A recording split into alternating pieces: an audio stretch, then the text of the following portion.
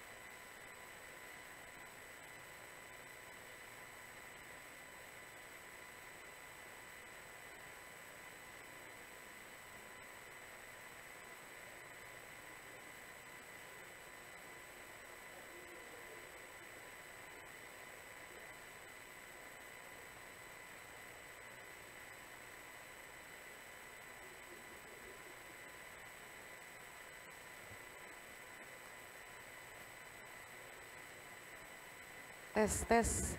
Teman-teman all di low dan Digital Valley tolong dibaca di WA grupnya ya. Teman-teman semua di low dan di Digital Valley tolong baca di grup. Sebentar lagi Pak David Bangun mungkin akan mampir ke sini. Mau ngobrol sama teman-teman, sampling beberapa lokasi. Terima kasih.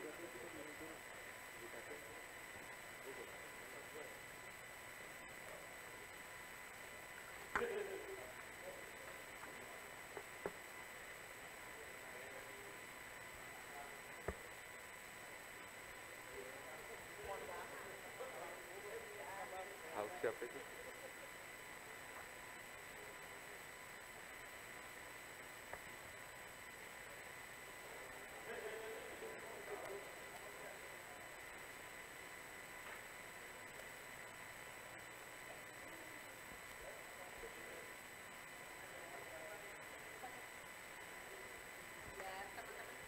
Oh gitu.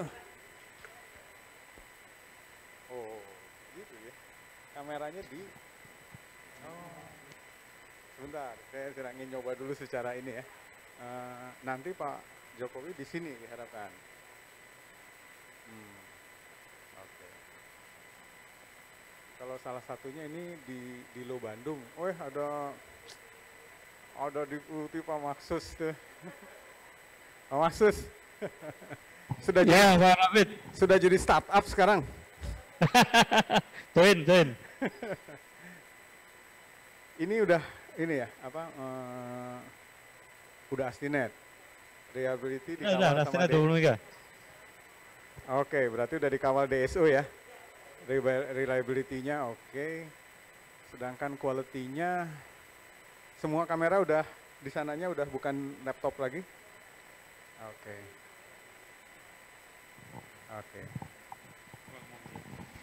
Kalau nanti akan ada rencana skenarionya berbicara dengan kita dorong ke siapa?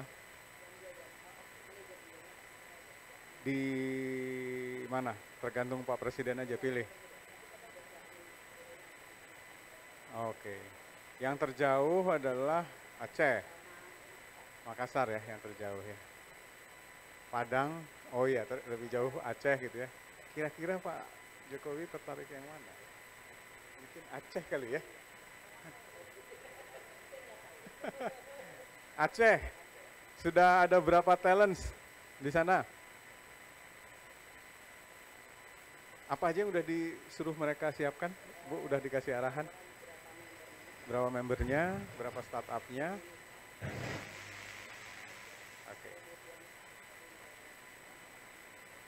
Oke, semua udah di ini kan ya? Jadi siapa? Sudah Pak, sudah.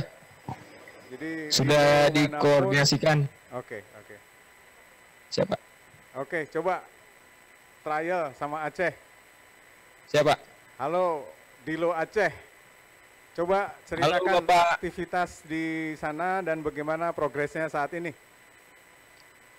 Ya, terima kasih Pak atas waktunya. Perkenalkan nama saya Tes Saifuddin, saya PR dari Dilo Banda Aceh. Mana yang ngomong ya? Mana Ya, orangnya nih? jumlah member Mana? sekarang ada Sorry, 1.600 Pak. Mana orangnya? Ini kita mensimulasikan. Oh maaf Pak, maaf Pak. Ah, Ya. Soalnya udah penuh di sini. saya kan bukan sedang butuh datanya ini. Saya sedang butuh benar-benar simulasinya. Usahakan itu di tengah benar-benar. Dan Ya, begitu mata memandang kamera benar-benar lurus ke kita gitu kan. siap Pak, siap. Siap. Nah ini Tadi, ada yang duduk di sini soalnya. ini belakangi. freezing ini biasa Ini nggak atau sopan. gimana nih? Bandwidth atau apa? Agak freeze gitu. Enggak, tadi sempat gitu. Apa itu? Ada yang bisa kita cegah nih supaya jangan terjadian. Ini tuh kan Digital Valley. Ini digital banget dan berada di sarangnya Telkom. Artinya ekspektasinya high quality. Kalau ini dilakukan di acara yang outdoor, Pak Presiden mengunjungi mana, melakukan video conference, agak ada ini mungkin masih ini. Tapi kalau di sini kan ekspektasinya di sarang Telkom ya, di kantor pusatnya. Gimana nih mencegah yang barusan itu apa bisa di ini kan? Masih apa yang masih bisa kita lakukan gitu sampai dengan nanti gitu ya supaya perfect. Karena di situ nanti ada Pak Alex, ada Bu Menteri.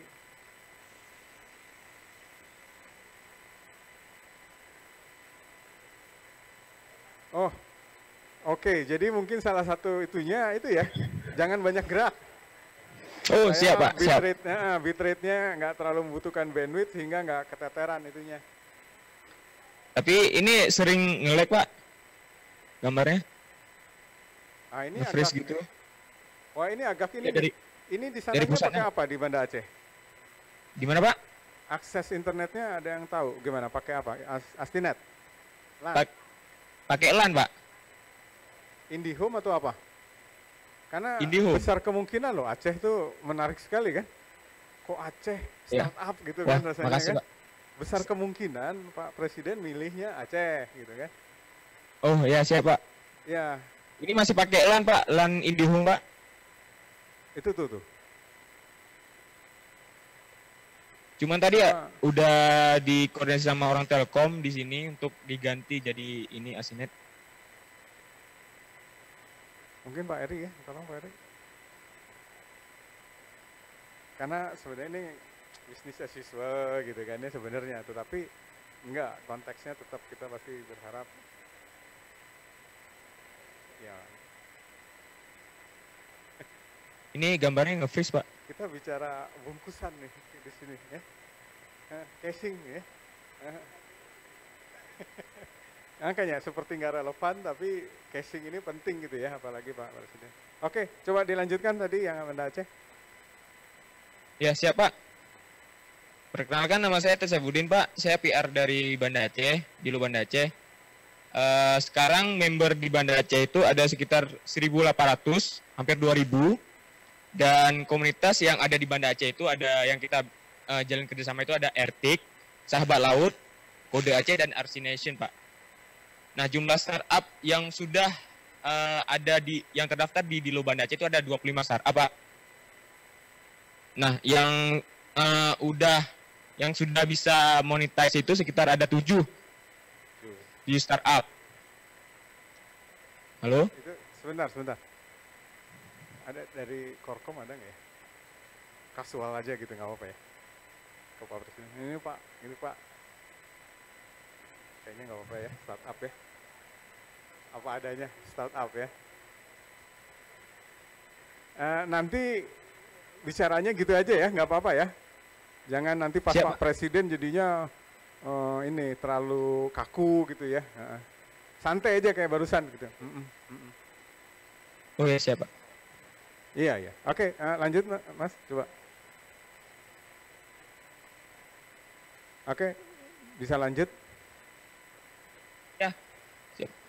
Jadi untuk startup yang udah monetis itu ada beberapa Pak. Yang paling dominan itu dari Dikas itu software developer, terus non-lab itu software developer juga. Terus kami antar aja itu tentang pengiriman barang, startup yang bergerak di pengiriman barang. Terus ada Masyara dan Kepo Syariah itu tentang internet dakwah Pak.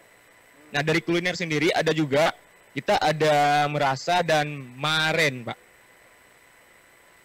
Terus kegiatan yang sering kita lakukan itu membina UKM dan startup baru, terus membantu pemerintah kota dan Pemprov dalam menjalankan visi misi untuk menjadi smart province dan smart city, Pak.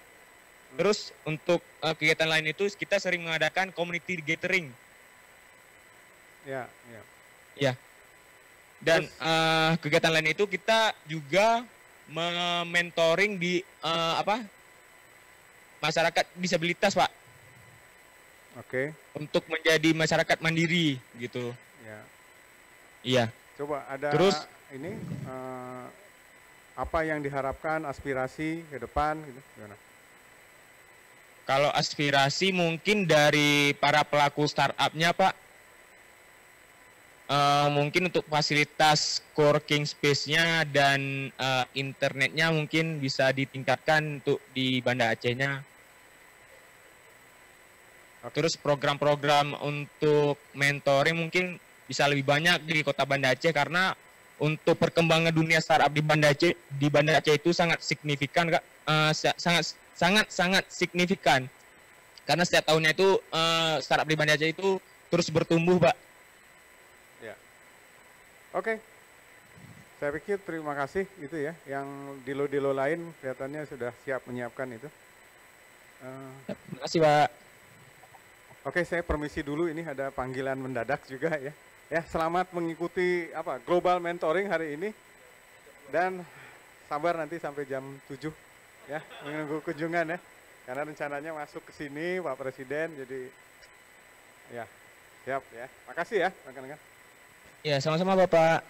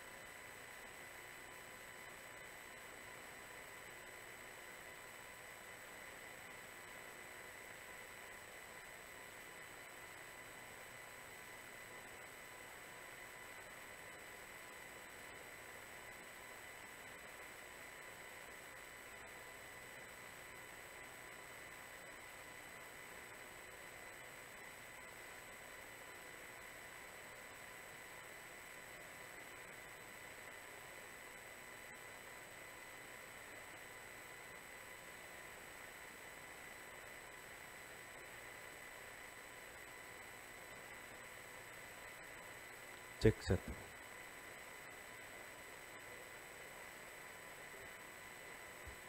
Teman-teman sambil menunggu persiapan ini filenya supaya bisa ditayangkan di sini dan juga disaksikan oleh teman-teman di Sempulur Rilo, mungkin kita akan perkenalkan dulu bahwa sesi siang ini akan dibawakan oleh Kyle Kling namanya ya. Siapa beliau? Silakan Pak Niko untuk menjelaskannya. Ya, halo.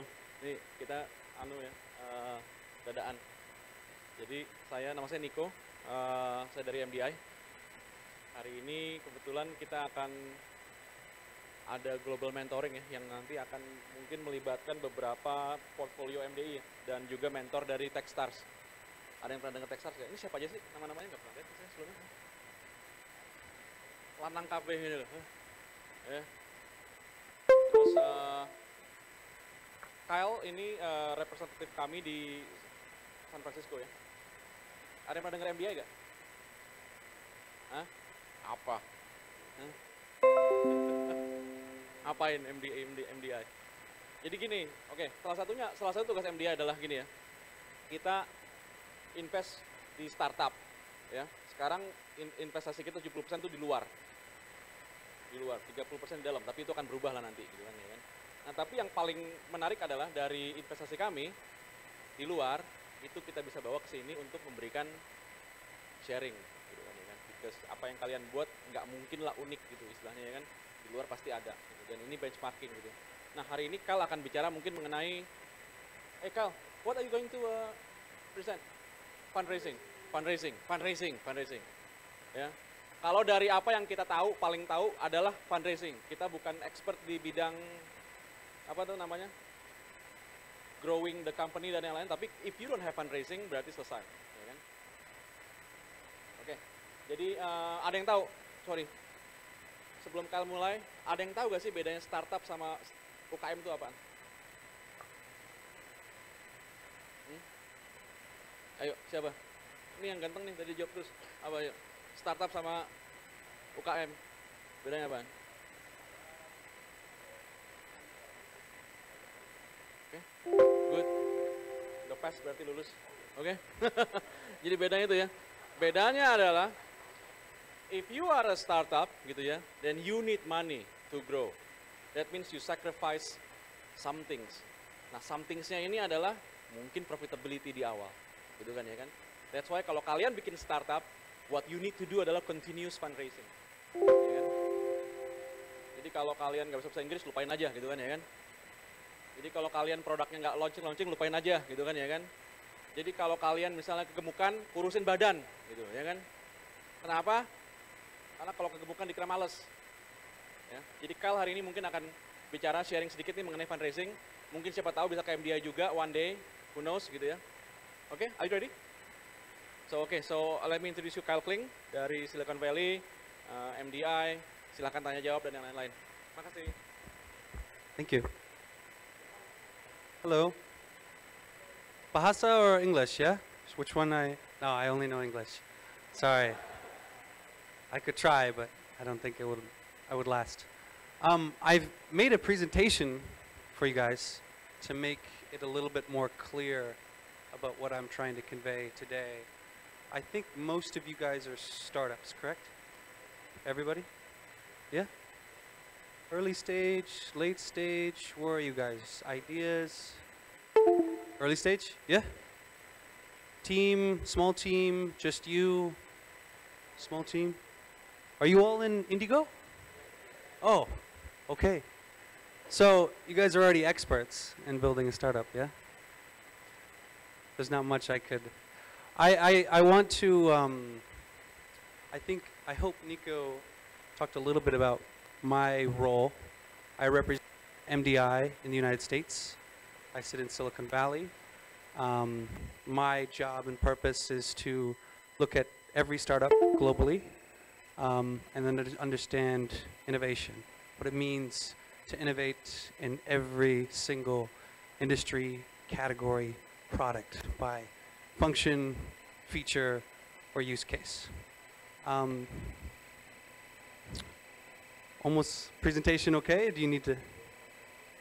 Oh, do you want me to? Oh, sorry guys. Pause, okay?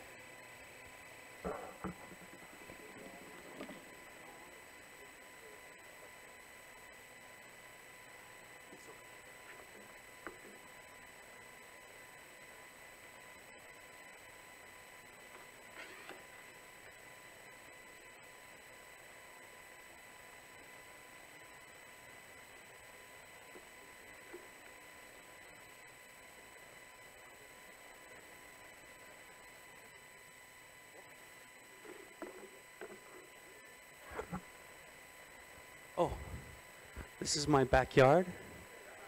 I wish. I think you could drag it over. Great.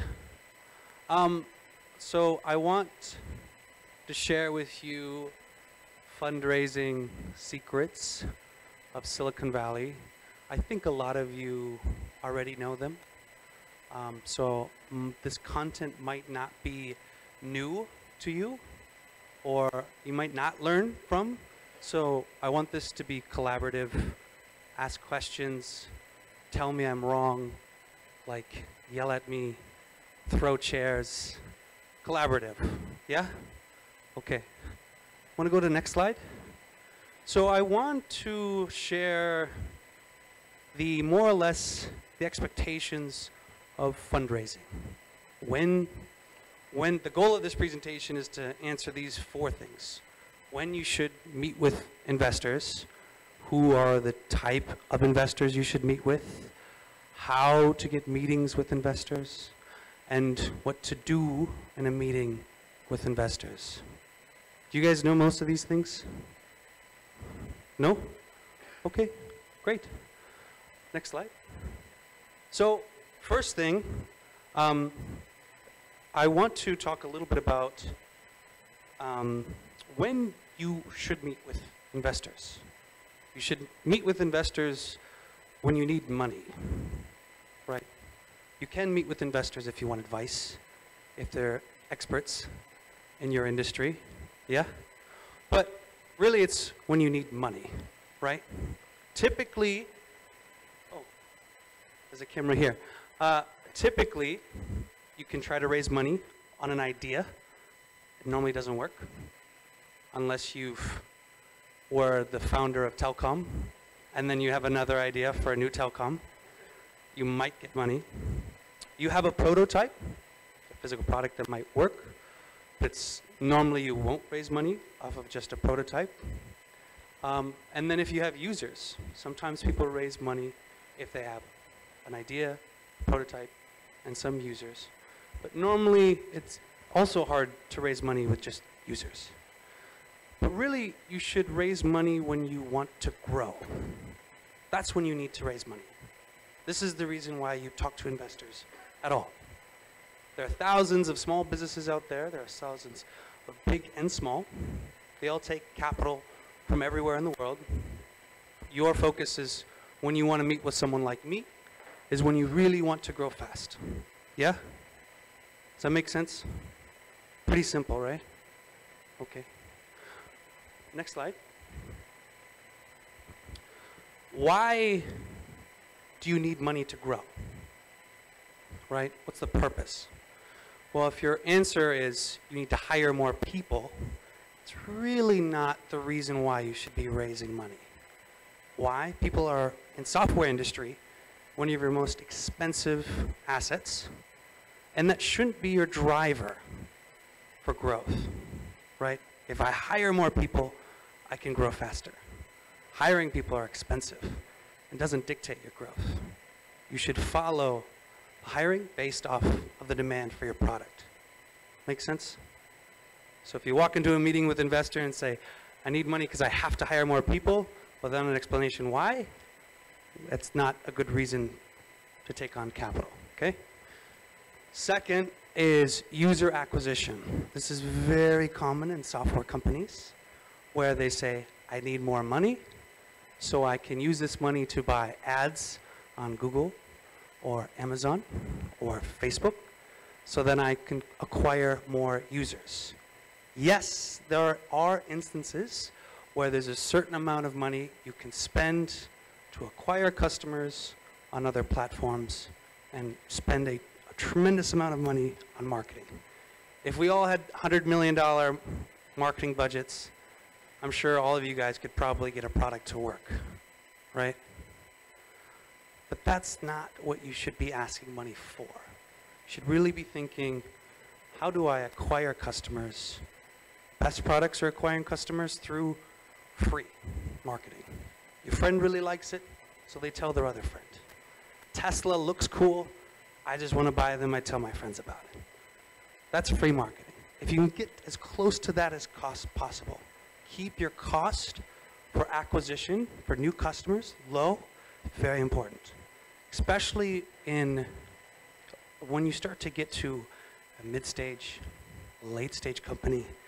A lot of companies say, if I raise $5 million, $10 million, and I pump all of that into acquiring users, that's not a good route, and that goes into a very bad route on the long term. Primarily because you just really need to make sure how you acquire customers, and if acquiring customers is profitable and sustainable, right? Does this make sense? These are going to be reasons why you would need to raise money, but don't make these their primary reasons, okay? And then the last is customer service.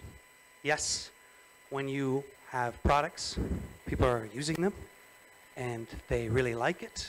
Demand for products is growing, and you need people to support all of your customers. It would make sense why you need capital for building your customer service team to keep quality high. This is basic. You guys understand most of this stuff, yeah? Do you guys have questions at all? Okay.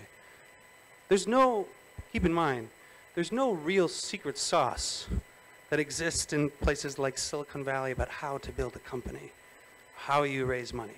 It's very practical. Don't overthink it. Just think about the basics, yeah? Focus on the product, focus on the users. Simple. Money comes later, yeah? Next slide. Should I be facing this way? There's other people, right? Who are the type of investors you should raise from? Right? Normally this depends on your stage. You guys probably already know this, right? The type of investors that you would probably approach through the course of your company's life cycle.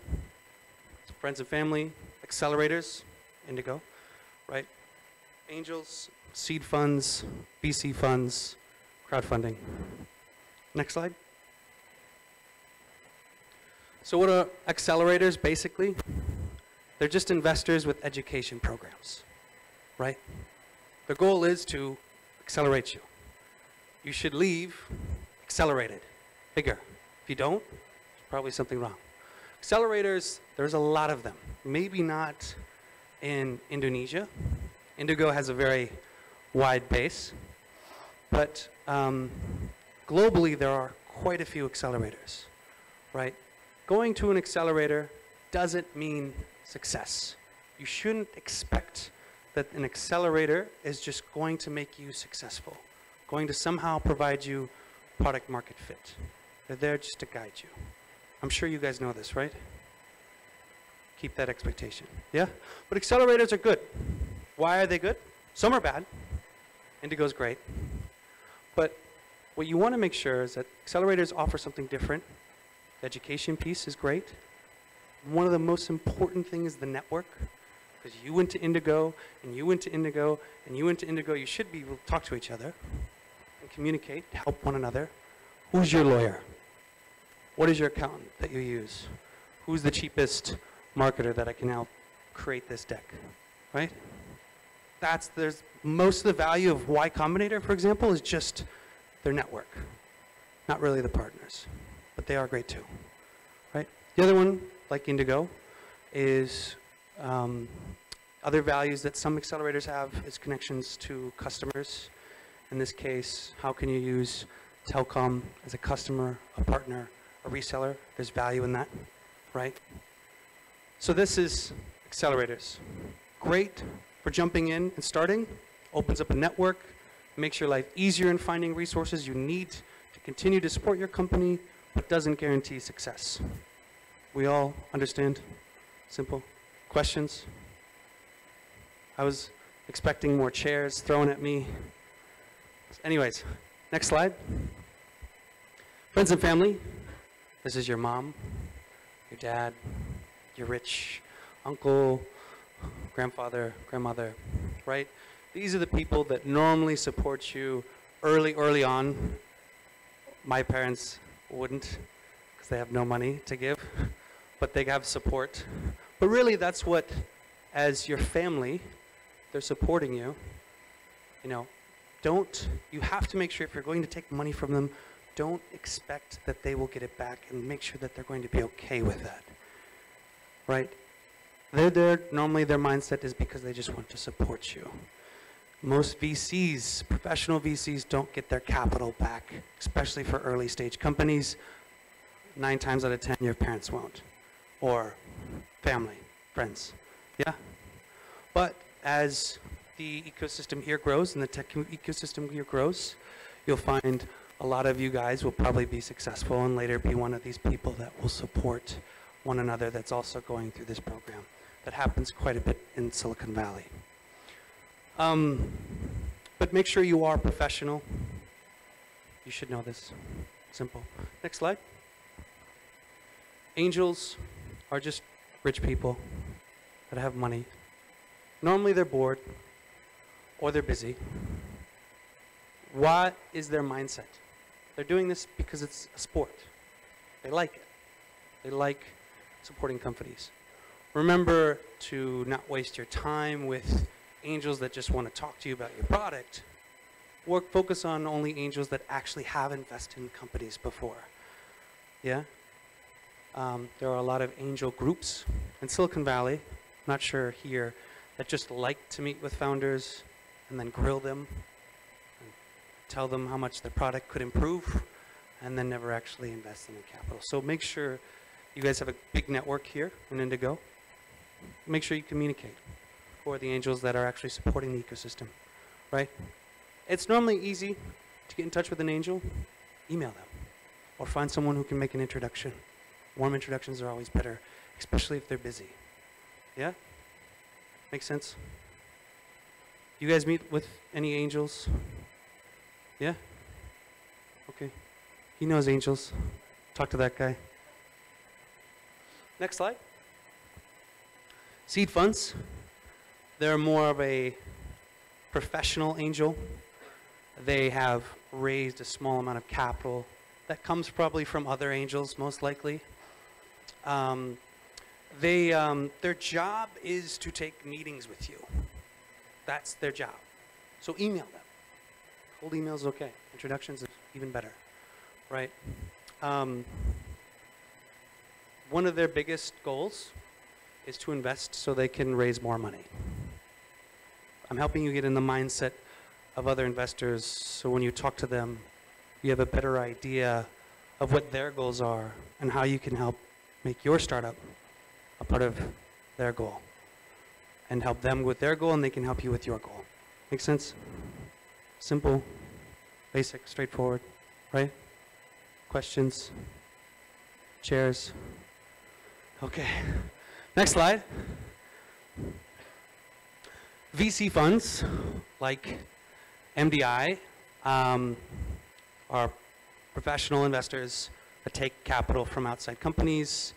In this case, we manage Telkom's capital. A lot of other VCs take money from all over the place, corporations, fund of funds, family offices. Their job is to take meetings every day. They're supposed to provide a return at a very limited time to their investors. And they are looking for a lot of opportunities to meet with a lot of startups. And they are only going to focus their time on startups that they think are valuable. That's why it's very important for you to think about what makes your product valuable and how to convey that. Does that make sense?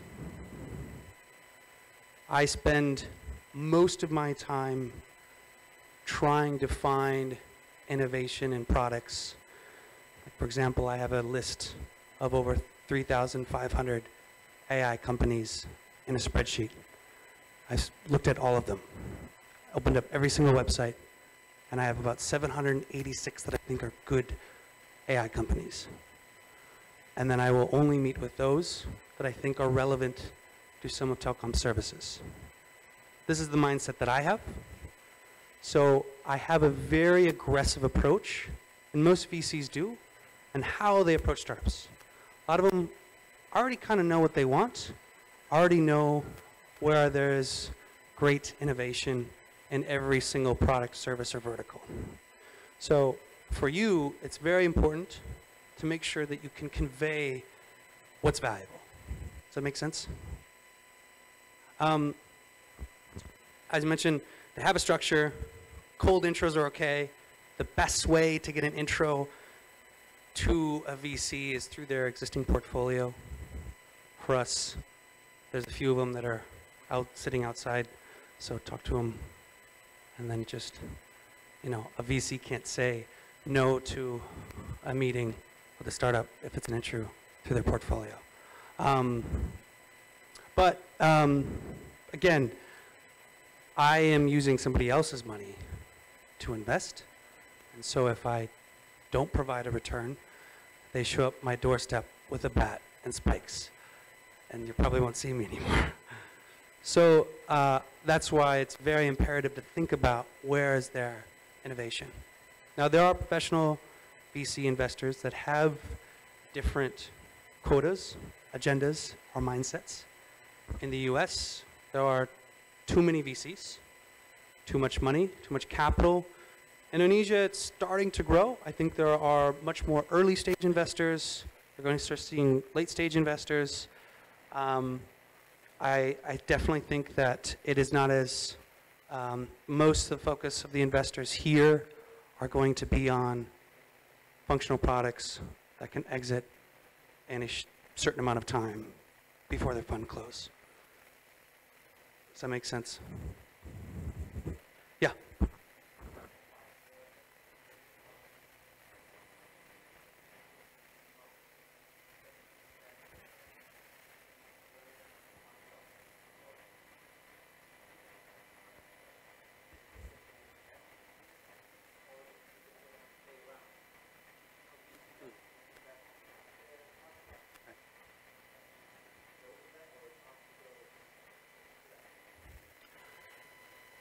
Yes. What I mean by portfolio here is companies that we've invested in. And I'm generally talking about what is the mindset of a VC generally. I'll go into what are the right type of investors you should be reaching out to later.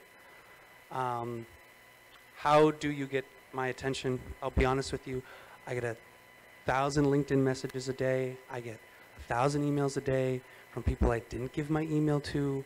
I get a lot of people requesting to meet with me, to talk with me. What I mean by how to get my attention is to go and talk to a company, founder of a company that we've already invested into, and ask them to reach out to me. Sam from Lotus Flares out there, he said, hey, Kyle, this guy wants to talk to you. I'll talk to you. Because I can't say no to Sam. Because he's a nice guy. And that's just a good way to reach out to any VC. Yeah? This makes sense? Yeah.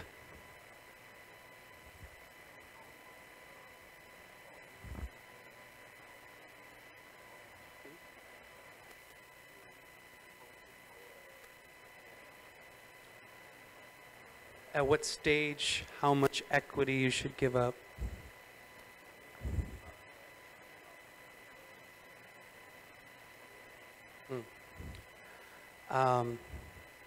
It varies drastically by industry, product, geography. There is no right or wrong solution. Your goal is to raise as much as possible, giving the least amount of equity that won't hurt you in the future. You could raise $50,000 from your grandma at a $100 million valuation. Your grandma doesn't know the difference, what equity she's getting. She's supporting you.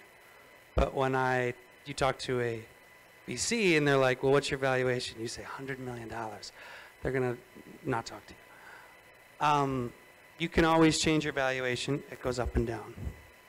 Typically, on average, for every round you raise, you normally give up between, I would say, 10 to 30%. It varies every round, varies at what stage, where you focus on. But 10 to 30% of your company is what you're giving up every time you raise. Does Does that make sense? So when you go to your parents, you can ask for cash. Most likely you won't get any. But if they have some capital, most likely they'll just give it to you because they want to be nice. If you talk to an angel, normally they'll give you some cash. I would say, I'm not sure what angel investors are, what the quantity they're investing here, but it could be anything from $25,000 up to $1 million. And depending on what stage you are, you'd probably be giving up. It could be as low as 5% up to as much as 10%. When you get to a seed fund, depending on how much they give you, it could end up being $100,000. It could be less. It could be up as words as $10 million.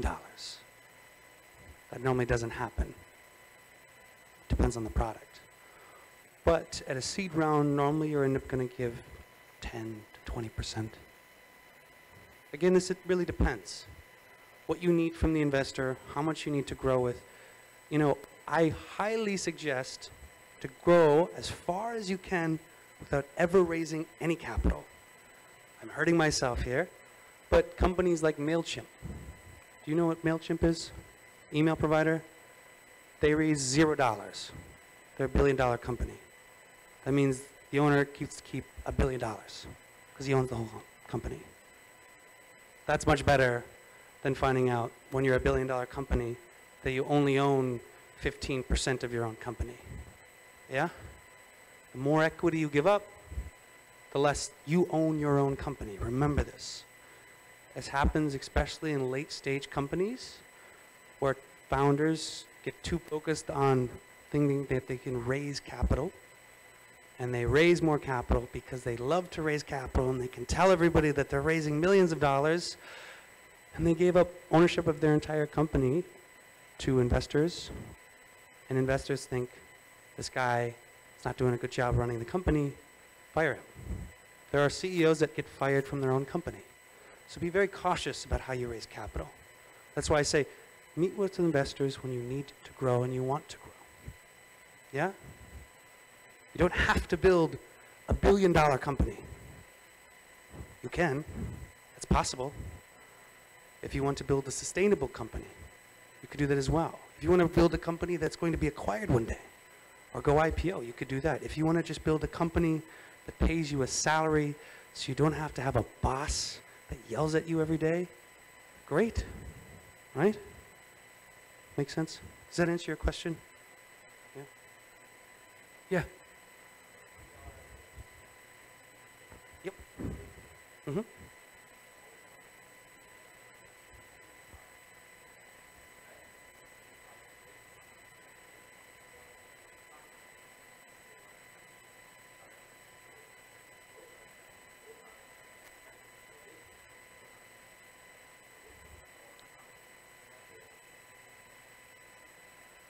Well, investors and VCs are the same. We just have different amounts of money that we manage. And they both have the same goal. I want my money back one day. Yeah? There's no worse and better off. And again, I don't look at myself as trying to be an investor that is trying to be a negative influence to your company. Again, the point of investors is they're trying to be a positive influence to your company. And there is the beauty of equity capital is you don't ever have to give it back, and you're not required to exit in 10 years or 20 years. Yeah? So if you get a loan from a bank, the longer you keep that money, the more you have to pay off. So try not to think of investors negatively, I would say. What I will say though is that if you get too crazy about raising money, you can end up in a negative situation. Does that make sense? We're not out to get you or steal your company or hurt you in any way. The goal is to support you, to help you build your dreams faster. Make sense? Yeah? Any other questions? Yeah. Sure.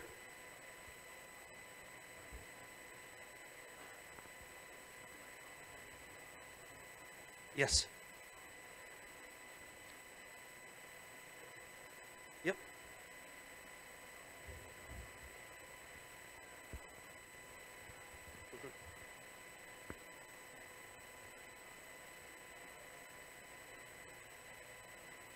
Mhm.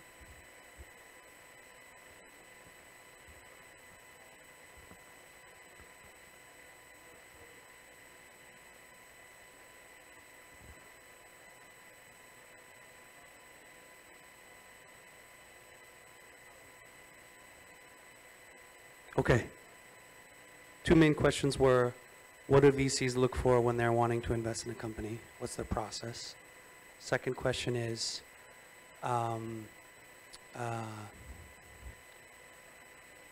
what are the metrics that startups should have to raise money?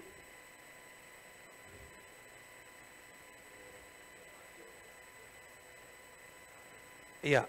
So what if startups don't reach a target growth that the VCs want them to have?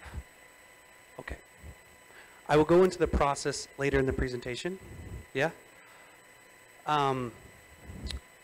VCs, when they give you capital, they understand it's a risk that I will never get it back. Our asset class, the type of investor that I'm in, there are public investors that are investment banks. There are private equity investors that only invest in companies that are private. And then there's alternative investments, which is venture capital, which are all these investors here. And it's an asset class that is extremely risky. And most people won't touch because 9 times out of 10, they will never get their money back. That is the reality. Majority of the venture capitalists in this world don't make money. They lose it. So to answer your question, I expect you to grow. I want you to grow. I will do my best to help you to grow because I hope that I can get